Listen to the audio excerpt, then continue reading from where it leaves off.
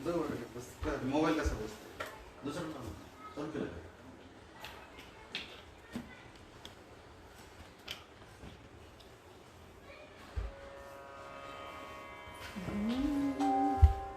आनंदे दत्तात्रेय देवदेव श्री सर्वज्ञ दासोपंत स्वामी महाराज की जय।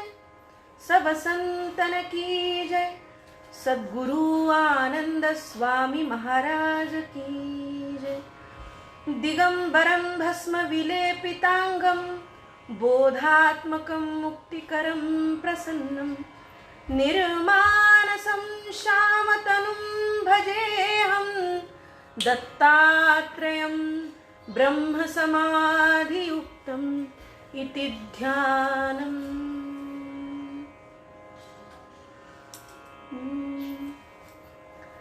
काल 133 ओव्यांच्या पर्यंत आपण आलो होतो. पुढच्या ओव्यांकडे वळूया. निर्गुण उपासना करीती ते तुची होऊनी असती अखंड न मोडे ब्रह्मस्थिती व्यतिरेकान्वये. आता सगुण उपासक ते भेदवादी सेवक नेणती स्वरूप व्यापक ऐसे असता. निर्गुण उपासकाहुनी सगुण भक्त श्री चक्रपाणी श्रेष्ठ कैसे तुझ्या वचनी आम्ही जाणावे. श्रेष्ठु राजा की सेवकू देवो किंवा उपासकू तुम्ही सांगितला विवेकू तो फराठा गमे. हे निवेदन आहे अर्जुनाचं. अर्जुनाचा प्रश्न विचारण्याच्या वेळेला आपण काल समापन केलं होतं. समापन असं होतं, अगा गोपीनाथा. आणि त्याचा पुढचा प्रश्न किंवा त्याची शंका, त्यानं उपस्थित केलेली शंका अशी की निर्गुण उपासना करीती ते तुझी होऊनी असती अखंडत न मोडे ब्रह्मस्थिती व्यतिरेकान्वय. आता सगुण उपासक ते भेदवादी सेवक नेणती स्वरूप व्यापक ऐसे असता. निर्गुण उपासकाहुनी सगुण भक्त श्री चक्रपाणी श्रेष्ठ कैसे तुझ्या वचनी आम्ही जाणावे. श्रेष्ठ राजा की सेवकू देवो की उपासकू तुम्ही सांगितला विवेकू उफराटा गमे.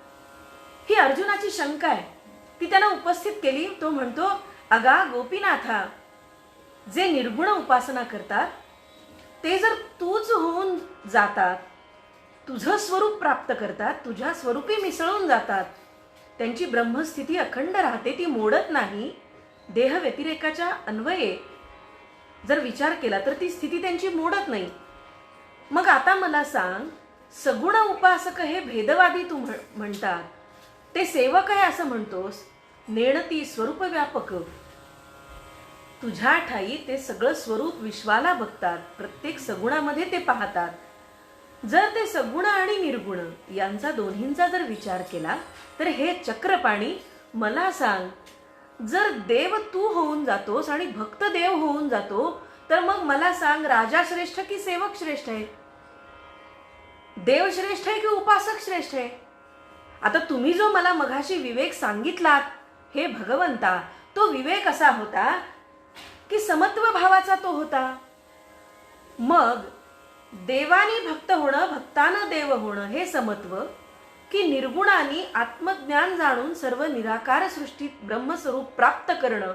मला यातला फरक समजत नाही. मला हे सगळं उलट वाटतंय, मला हे सांगा. आणि ही अर्जुनानी शंका व्यक्त केली. आणि असा आक्षेप उपस्थित केल्यानंतर भगवान श्रीकृष्ण त्याला म्हणतात, ऐशिया आक्षेपा परिहारू करिता झाला श्री चक्रधरू. म्हणे अर्जुना स्थिरू स्थिरू ऐके निरोपण. घाई करू नको अर्जुना, शांततेनं घे. थांब थांब, घाई नको करू. अशी सगुण निर्गुणाची गल्लत करू नको. थांब जरा. आता तुझा हा आक्षेप आहे, त्याचा परिहार मी सांगतो. शांतीनं घे माझं निरूपण, लक्ष देऊन ऐक. निर्गुण उपासको जाणे, तया सिद्ध दशे मीची होणे. परंतु साधन भूमिका क्रमणे, ते वेगळेची की. भक्तु भेदे माते भजे, तिये भक्तीचे फळ उपजे. तै मीची होय सहजे, माझा भक्तू. सिद्धार्थी मीची होय, सिद्धार्थी मीची होणे. उभयताची असे जाणे, आता दोघे करीती साधने. तेथे भेदुची की. भगवंत म्हणतात, अर्जुना जरा थांब, स्थिर हो, शांतपणे घे. तुला मी निर्गुण आणि सगुण याचा भेद स्पष्टपणे सांगतो, तो ऐक. आता हे निरूपण ऐक. काय निरूपण केले भगवंतानी? भगवंत असं म्हणतात, निर्गुण उपासकू जाणे, तया सिद्ध दशे मीची होणे. निर्गुणाच्या संबंधाने विचार करताना निर्गुणाचा अभ्यास करणारा, जो निराकाराचा विचार करणारा जो भक्त, तो मीच होऊन जातो. परंतु साधन भूमिका क्रमणे, ते वेगळेची की. साधनांची क्रमणा करणारे ते भक्त वेगळे. सिद्धार्थी मीच होतो. उभयतांचा असे जाणे, आता दोघे साधन करती भेदुची की. खरं म्हणजे दोघांचंही साधनच. काय फरक आहे? तर दोघांच्या साधनाच्या माध्यमामध्ये फरक आहे. कारण साध्य एकच आहे. सिद्ध मीच होणार आहे, सिद्धी मलाच पावणार आहेत. पण साधन मात्र हे वेगळं आहे, तिथे भेद आहे. सिद्ध लक्षुनिया ज्ञानी. आता हे सिद्ध कसं आहे? सिद्ध लक्षुनिया ज्ञानी, भक्तु लक्षितासी साधनी. येणे तुझा अंतःकरणी, संशयोगमे. सिद्ध काय करतायत? सिद्ध असं करतात की साधनावरती त्यांचं जे लक्ष आहे, भक्तु लक्षितासी साधनी आणि सिद्ध लक्षुनिया ज्ञानी, हे ज्ञानाचं साधन वापरतायत निर्गुणाकारी. आणि सगुणाकारी हे साधन म्हणून भक्तीचा वापर करतायत. पण तुझ्या अंतःकरणातला जो संशय आहे, तो संशय काय आहे त्याचं निरसन ऐक. आता ते सांडुनी मत, वचन ऐके निश्चित. सगुण निर्गुण भजन व्रत, वर्तत सता. आता सगुण निर्गुणाच्या साधनांचा जो भेद आहे, त्याचा पूर्वग्रह तू डोक्यातून काढ आणि हे माझं वचन ऐक. सगुण आणि निर्गुणाचं हे जे व्रत आहे, या दोन्ही व्रतांचं जे वर्तन आहे, ते वर्तन किंवा ते वर्तत असताना जी साधना क्रमणाची साधना आहे, ती आता तू ऐक. साधनाची सिद्धी होता, मज अव्यया ते पावता. उणे आगळे सर्वथा ते आथीचिना. भूमीचे आणि आकाशीचे, जळ सागरी मिने साचे. तै उभयत्व सरितांचे, सागरूची होय. सागराला मिळणारं जळ, पाणी, हे फक्त पावसाचं आहे का? मी तुला या अगोदर जो दिलेला दृष्टांत आहे, तो दृष्टांत पावसाच्या धारांचा होता. आणि म्हणून तू असा अर्थ घेतलास की पावसाच्या धारा समुद्रात येतात, त्या समुद्रासाठी धावत येतात, एका वेगाने धावत येतात आणि समुद्राशी एकरूप होऊन जातात. पण मला सांग, फक्त समुद्रामध्ये पावसाच्याच धारा पडतात का? तर नाही. सागरामध्ये भूमीचे आणि आकाशीचे, आता नदीचे आणि आकाशीचे असंही म्हणता आलं असतं, झऱ्याचे, सरिताचे इतकंही म्हणता आलं असतं. पण दासोपंत समर्पक, अतिशय योग्य आणि ज्याला appropriate word for appropriate situation असं आपण म्हणतो मराठीत. कारण आजकाल असं म्हटल्याशिवाय अजिबात सामान्य जनांना कळत नाही.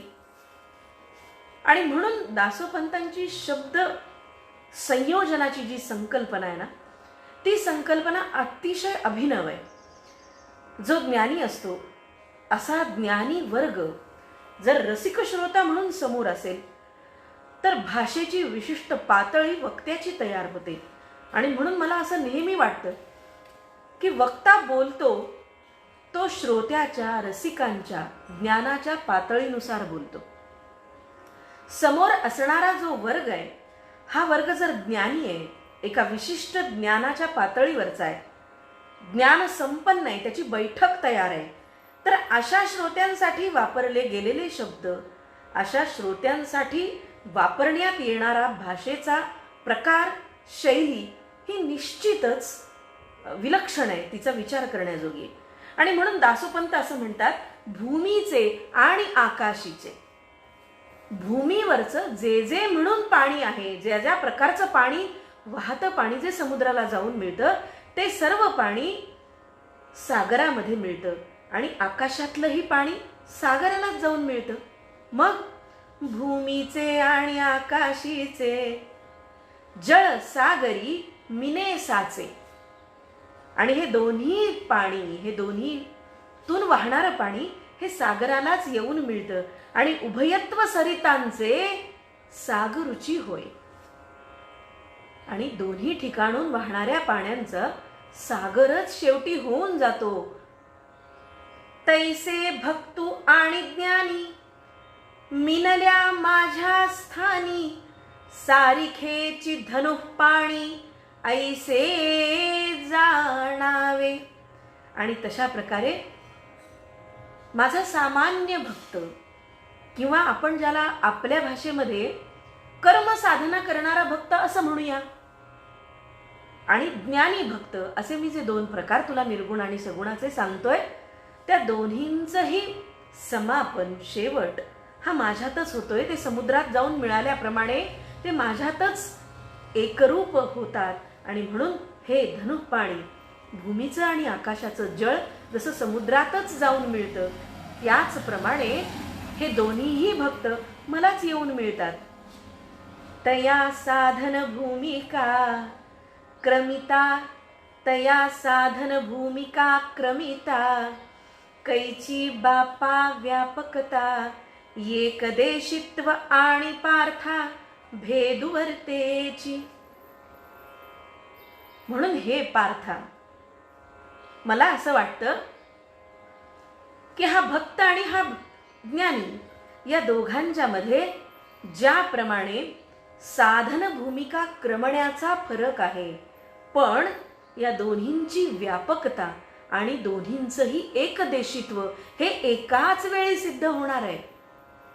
किती छान सांगितलंय. म्हणजे एकाच वेळी तो सर्वव्यापी आहे आणि एकाच वेळी त्याचं एकदेशित्व आणि त्याचबरोबर त्याची व्यापकता, ह्या दोन्ही गोष्टी निराळ्या आहेत. निराळेपण असणं आणि एकपण असणं, या दोन्ही गोष्टी एकाच वेळी कशा असू शकतील? द्विदल धान्य जे आहे, हरभऱ्याच्या डाळीचे 2 दाणे होऊ शकतात, पण त्याच वेळेला ते एकदल धान्य आहे असं कोणी म्हणेल का? शास्त्र असं म्हणणार नाही, कदापिही ते शक्य नाही. पण या दोन्ही गोष्टींची शक्यता या ठिकाणी आहे असं भगवंत अर्जुनाला सांगतायत. परितया माझी जाण, भक्ती हे साधन, भक्ती हे साधन सोपान, आणि अतिशीघ्र जाण फळाते दे. तरी सुद्धा त्यातल्या त्यात तरी तया माझी जाण, हे तू जाणून घे की भक्ती हे साधन सोपान आहे. भक्ती हे जे साधन आहे हे सामान्य भक्तांसाठी अतिशय सोपा असा जिना आहे, सोपा असा चढण आहे, सोपा असा मार्ग आहे. अतिशय शीघ्र, लवकरात लवकर या मार्गावरून तुला जाता येईल आणि फळही प्राप्त होईल हे लक्षात ठेव, हे जाणून घे. ज्ञानाश्रयेची जे साधन ते साधिता अति कठीण, शीघ्र नटके माझे स्थान स्वस्वरूप. ही भक्ती कशी आहे तर भक्ती सोपी आहे, सामान्य माणसाला कळण्यासारखी आहे. त्याला हा मार्ग लवकर कळतो सुद्धा आणि फळही प्राप्त होतं. पण ज्ञान मार्ग जो आहे तो अतिशय कठीण आहे. सामान्य माणसाला तो प्राप्त होण्याला थोडासा त्रासदायक आहे. अनेक बाधा आहेत आणि या बाधा पार करता करता फळाची अपेक्षा केली तर ते मोठं कठीण होऊन जाईल. आणि म्हणून भक्तु तो शीघ्र पावे, न चळे न परते स्वभावे. म्हणून आगळा जाणावे माझी मते, अंगेची सागरू तरणे भुजांचे निबळे जाणे. त्याहून तारुओ बैसणे तया भय नाही. किती छान. काय म्हणतात दासोपंत? मी तुला हे सांगतोय, हे दोन भक्त, एक ज्ञानी भक्त आहे आणि एक कर्मयोगानं भक्ती करणारा साधक आहे. या दोन भक्तांच्या मध्ये शीघ्र माझ्यापाशी पोचणारी सामान्य भक्ती आहे, भक्ती मार्ग आहे, आणि कठीण असा ज्ञान मार्ग आहे. परंतु हे दोन्ही वेगळे आहेत. यामध्ये अंगेची सागरू तरणे, हात पाय न हलवता केवळ धडाने जर तू समुद्र पोहायला लागशील तर भुजांचे निबळे जाणे. आता तू हातपाय हलवशील तर, आणि त्याहुनी तारुवो बैसणे तया भय नाही. बुडण्याचं भय केव्हा आहे? तुला पोहता येत नाही आणि तू फक्त धडाने पोहतोयस तर तू बुडशील.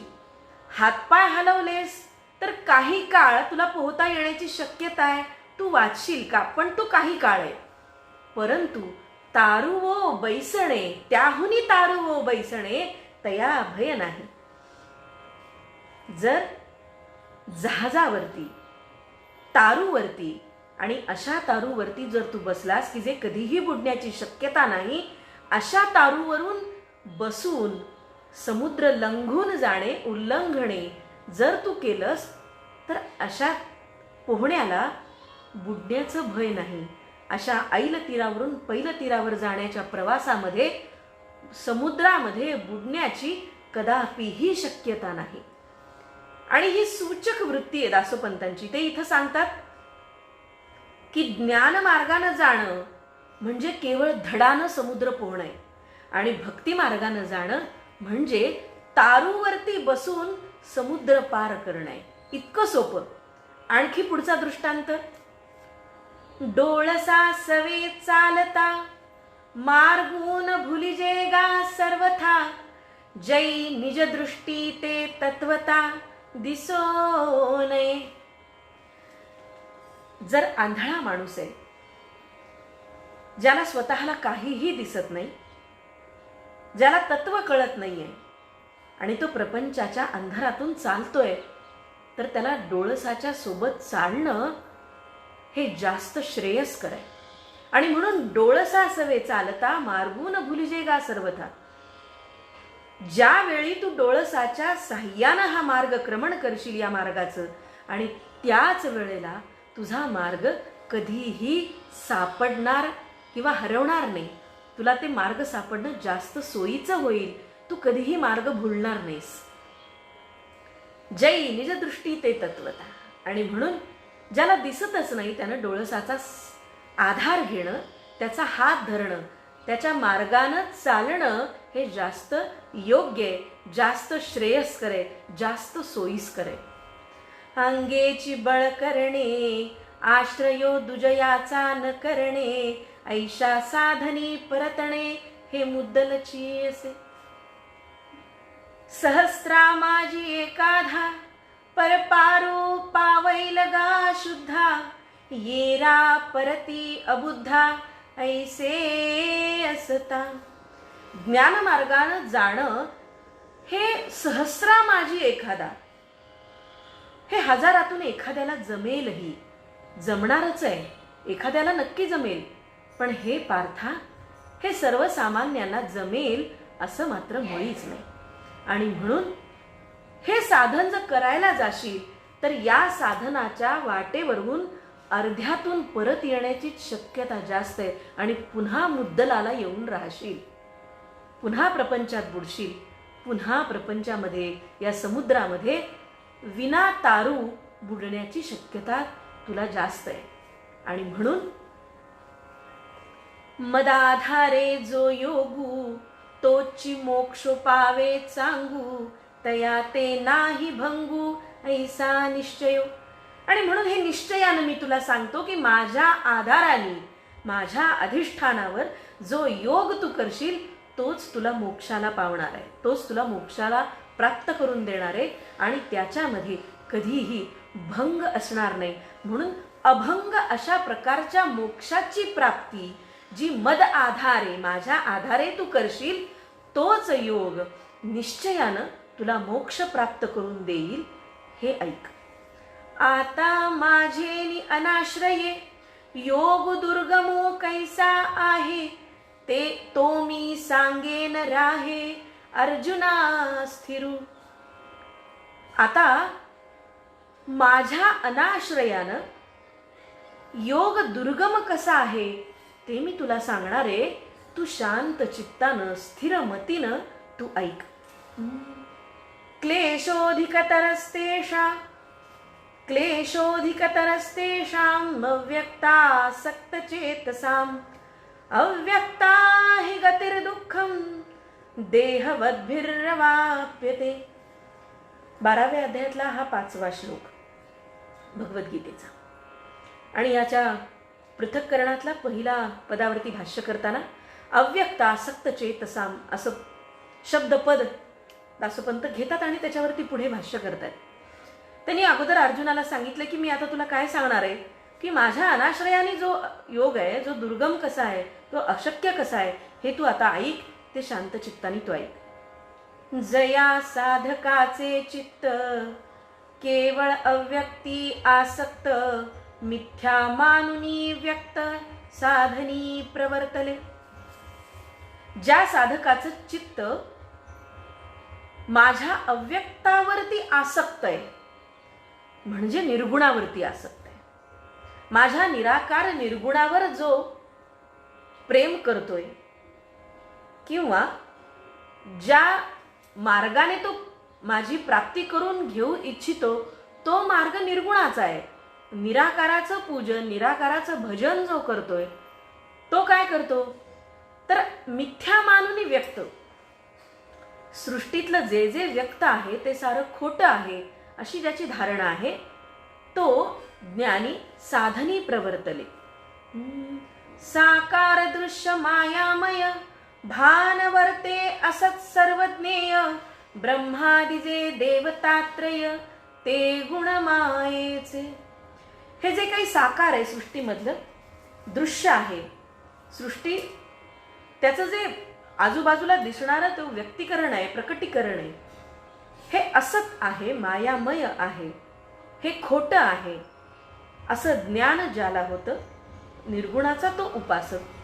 ब्रह्मादिजे देवतात्रय ते गुणमायेचे.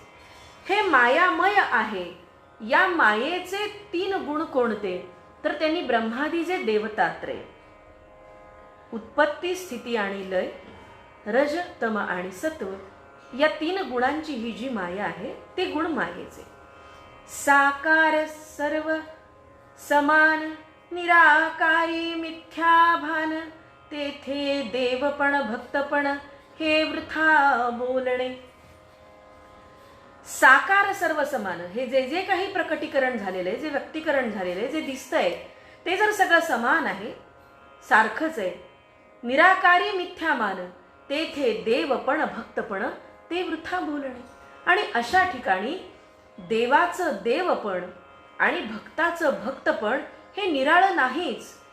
आणि म्हणून निराकारी मिथ्या ज्ञान, मिथ्या भान, हे भान जे आहे द्वयाचं जे भान आहे ते खरं म्हणजे हे वृथा आहे, केवळ खोटं आहे, हे उगाचच आहे की ज्या निर्गुणाला ब्रह्म हे माझं आहे, ब्रह्म हे आत्मा आहे, तो आणि मी एकच आहे, हे ज्याला कळतं त्याला देव आणि भक्तपण हे निराळं नाहीच.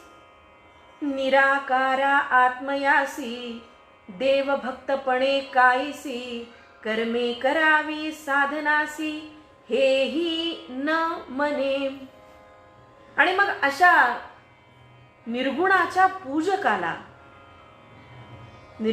पूजकाला काही साधन करावं. आता साधन या अर्थानं दासोपंतांचा जो सूचित केलेलं गोष्ट आहे ती म्हणजे वेगवेगळ्या प्रकारची साधनं.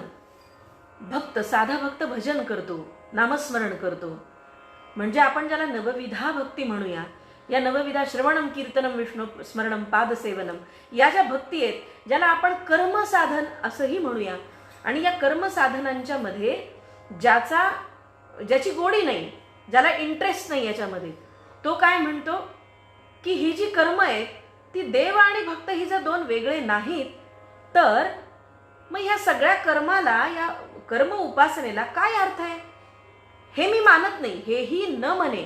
निर्गुण उपासक हे मानत नाही. पूजा अर्चा श्रवणम कीर्तनम विष्णू स्मरणम पादसेवनम या ज्या नवविधा भक्ती आहेत ना, या नवविधा भक्तीचं जे कर्मात गुंफलेली भक्ती आहे, ही कर्मभक्ती या निर्गुण उपासकाला ती मानवत नाही, तो ती मान्य करत नाही. निपजते गुणकार्य साधन आता गुणी नाकळे निर्गुण या लागी संन्यासावलंबन तेची मुख्य. तो असं म्हणतो की शेंडी जानवं रोजचं नित्यकर्म, पूजा अर्चा नामस्मरण कीर्तन प्रवचन शब्दनाद किंवा तुमची नित्यकर्म कुळधर्म कुळाचार गृहस्थाश्रमातली ही जी भक्ताची कर्म सांगितली आहेत, याही कर्मांच्या संदर्भात ते निर्देश करतात की हे सगळं खोटं आहे, याचा काही अर्थ नाही, संन्यास घेतला पाहिजे, संन्यासावलंबन केलं पाहिजे, ती मुख्य साधना आहे असं निर्गुणाकारी असं म्हणतो. मग एवं आपुले व्यक्त शरीर आणि देवाचे रूप साकार दोन्ही लटकी निरंतर ऐसे भावी. आता हे आपलं व्यक्त झालेलं शरीर, प्रकट झालेलं देह जो आपल्या डोळ्याला दिसतो तो आणि देवाचं सगुण रूप, हे दोन्हीही खोटे आहेत असं त्याचं मन आहे, असं त्याची भावना आहे, असं दासोपंत सांगतायत. की हे श्रीकृष्णाच्या तोंडून अर्जुनाला सांगतायत की निर्गुणाचं जे रूप आहे ते रूप काय म्हणतंय. निर्गुणाची पूजा करणारे जे पूजक आहेत, जे भक्त आहेत, ते असं म्हणतात की हा देहही खोटा आहे आणि देवाचा देहही खोटा आहे. देवाचं सगुण रूप हे मिथ्या आहे आणि देहाचं रूप हेही मिथ्या आहे. मग भक्ती कर्म ये दोन्ही अव्यक्ता ते साचन मनी ऐसा प्रवर्तला साधनी आधारे विण. निर्गुणाचेची करी ध्यान निर्गुणाचेची अवलंबन निर्गुणी लावी मन आसक्त करी. आणि म्हणून तो म्हणतो हे जे काही व्यक्त झालेलं आहे हे सारं खोटं आहे, हा देह खोटा आहे आणि म्हणून देवाचाही देह खोटा आहे आणि म्हणून सगुणावर त्याची श्रद्धा नाही. तो एका विशिष्ट साधनात प्रवर्तला जातो आणि ते साधन म्हणजे निर्गुणाची उपासना, निर्गुणाचंच ध्यान, निर्गुणाचंच अवलंबन, निर्गुणालाच मन लावणं, त्याच ठिकाणी मन एकरूप करणं आणि तिथे आसक्त होणं, हे निर्गुण भक्ताचं लक्षण आहे. या परी न म्हणूनी व्यक्तिते झोंबती चित्ते अव्यक्तैते बुद्धिबळे प्रयत्न माते निराधार. आणि कशाचाही आधार जिथे नाही अशा ठिकाणी, अप्रकटीकरण ज्या ठिकाणी आहे, अव्यक्त जिथे आहे, जिथे अभाव आहे, कशाचाही व्यक्तीकरण नाही, अशा कशाच्या वरती तरी जे नाही त्यावर विश्वास ठेवून, त्यावर मन एकरूप करून, त्यावर ध्यान केंद्रित करून, आपल्या बुद्धीच्या बळावर अतिशय प्रयत्नानं भक्त माझी उपासना करतो. आता निराधार हा शब्द 2 वेळेला त्यांनी वापरलाय. हा कोणत्या अर्थानं वापरलाय? तर सगुणाच्या विरुद्धार्थानं ते वापरलेले. सगुणाचा जेव्हा उपासक आहे, सगुणाचा उपासक काय करतो तर त्याच्या पुढे देवमूर्ती आहे. देवमूर्तीचं जे सगुण रूप आहे ते वेड लावणार आहे आणि ते मानवी मनाला वेड लावणार आहे. कारण रूपाचा जर आपण अभंग तुकाराम महाराजांचा म्हणा, ज्ञानदेवांचा म्हणा, दासोपंतांचा जर बघितला तर सगुणाच्या रूपामध्ये भान हरपून भक्ती करणारे हे भक्त आहेत. पण दासोपंत असं म्हणतात की निर्गुणाचा जो भक्त आहे त्या भक्ताला कशाची भक्ती करायची आहे तर त्याच्या डोळ्याला सगुण साकार असं काहीही दिसत नाहीये. आधार म्हणून जे काही बघायचंय, ज्याच्यावरती मन जडवायचंय ते समोर काहीच नाहीये. निराधाराची भक्ती करायची आहे, अव्यक्ताची भक्ती करायची आहे, जे अप्रकट आहे त्याची भक्ती करायची आहे. आणि मग त्याच्यासाठी तो बुद्धीचं बळ वापरतो. अतिशय ज्ञानाच्या जोरावर, प्रज्ञेच्या जोरावर, बुद्धिबळाच्या जोरावर निराधाराची भक्ती करणारा हा सगुण भक्त आहे, अशी व्याख्या, असं निरूपण निर्गुण भक्ताचं दासोपंतांनी केलं. पुढचं पदभाष्य जे आहे ते तेषाम या शब्दावरती ते बोलतायत. तया ते साधनी वर्तता कैसे होय पार्था, ते मी सांगेन तत्वता तुझ प्रीती. आता हे जे साधन आहे निर्गुणाचं आणि सगुणाचं, या दोन्ही साधनांच्या बद्दल चर्चा करतोय अर्जुन आणि श्रीकृष्ण यांचा हा संवाद आहे. खरं म्हणजे मुळात गीतेमध्ये फार संक्षेपाने ह्या गोष्टी आल्या. पण बघा तुम्ही, दासोपंत जेव्हा निरूपण करतायत तेव्हा असा कुठलाही धागा ते सुटा सोडत नाहीत की ज्याच्यावरती त्यांनी निरूपण केलं नाही. भक्ती योगामध्ये भक्त, ज्ञान, भक्ताचे प्रकार, सोपान मार्ग, कठीण मार्ग या सर्वांच्या संदर्भात चर्चा करताना भक्त, भक्तीची लक्षणं, भक्ताची लक्षणं याच्यावरती अतिशय सूक्ष्म विवेचन दासोपंत करतायत. आणि त्यांना असं, अर्जुनाला असं श्रीकृष्ण पुढे म्हणतोय असं दासोपंत म्हणतात की या सगळ्या साधनांचं जे वर्तन आहे, वर्तणूक आहे, नियमन आहे, ज्याला आपण म्हणूया संहिता आहे, ती कशी आहे तर हे पार्था, याचं जे तत्व आहे किंवा तत्वतः हे जे संहितेचं रूप आहे, हे रूप मी तुला अतिशय प्रेमपूर्वक यापुढे सांगेन, ते तू ऐक. आज 166 ओव्यांच्या पर्यंत आपण येऊन पोचलो आहोत. 990 ओव्या या गीतार्णवाच्या 12व्या अध्यायाच्या आहेत. आपण त्या अधिक मासामध्ये रोज साधारण अंदाजे 33 ओव्या येतात गणिती अधिक मासाच्या ह्याच्याप्रमाणे. खरं म्हणजे हा योगायोग आहे की 33 दिवसांमध्ये 33 ओव्या आणि 990 दिवस आलेत. आणि हा अधिकस्य अधिकम फलम, मी कालच म्हणाले तसं अधिक मासाच्या निमित्तानं दासोपंतांचा भक्तियोग आपण हा महिनाभर ऐकणार आहोत. आज या ठिकाणी मी विराम घेते. आपण उद्या याच वेळी याच ठिकाणी दासोपंत स्वामींच्या पेजवरती दासोपंतांच्या भक्तियोग गीतार्णवाचा 12वा अध्याय पुन्हा या ठिकाणी उद्या भेटूया.